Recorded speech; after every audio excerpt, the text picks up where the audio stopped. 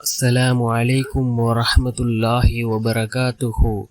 الحمد لله الذي نحمده ونستعينه ونستغفره ونؤمن به ونتوكل عليه أما بعد.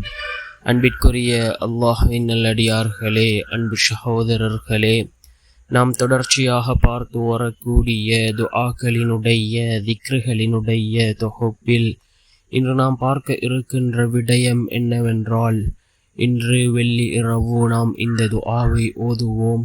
அல் குர்ஆன் கூறக்கூடிய ஒரு துஆ.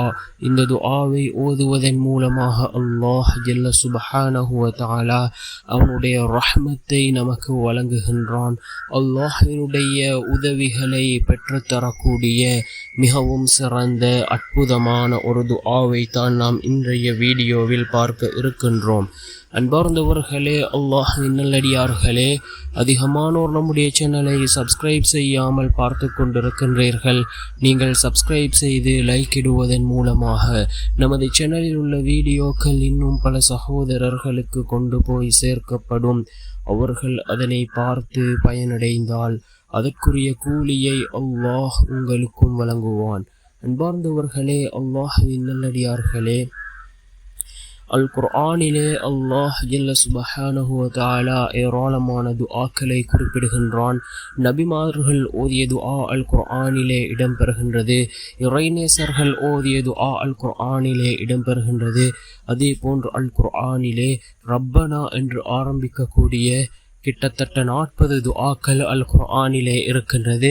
அதில் ஏராளமான துஆக்களை நாம் ஏற்கனவே பல வீடியோக்களில் பார்த்திருக்கிறோம். அதே போன்று ஒரு துஆ தான் இந்த துஆ. மிகவும் சிறந்த ஒரு துஆ. அல் குர்ஆனினுடைய 3வது அத்தியாயத்தின் 8வது வசனம் என்ன துஆ என்றால், ரப்பனா லா துஸிக் குலூபனா பஅத இத் ஹதைதனா வஹப் லனா மின் லதுன்க ரஹ்ம இன்னக அன்தல் வஹ்ஹாப். ரப்பனா லா துஸிக் குலூபனா பஅத இத் ஹதைதனா வஹப் லனா மின் லதுன்க ரஹ்ம இன்னக அன்தல் வஹ்ஹாப். எங்கள் இறைவனே, நீ எங்களுக்கு நேர்வழியை காட்டிய பின் எங்கள் இதயங்களை அதிலிருந்து தவறுமாறு செய்து விடாதே. இன்னும் நீ உன் புறத்திலிருந்து எங்களுக்கு ரஹ்மத்தனும் நல்லொருளை அளிப்பாயாக. நிச்சயமாக நீயே பெரும் கொடையாளியாவாய் என்று பொருள்படக்கூடிய இந்த துஆவை ஓதுவோம். ஓதி அல்லாஹ்விடம் பிரார்த்தனை செய்வோம். அல்லாஹ் ஜல்ல சுப்ஹானஹு வ தஆலா இந்த துஆவின் மூலமாக நம்முடைய வாழ்க்கையில் அல்லாஹ் பல மாற்றங்களை ஏற்படுத்துவான். வல்ல நாயன் நம் அனைவரின் பாவங்களையும் மன்னித்து உயர்ந்த ஜன்னத்துல் ஃபிர்தௌஸ் என்ற சுவனத்தில் நம் அனைவரையும் ஒன்று சேர்ப்பானாக. ஆமீன்.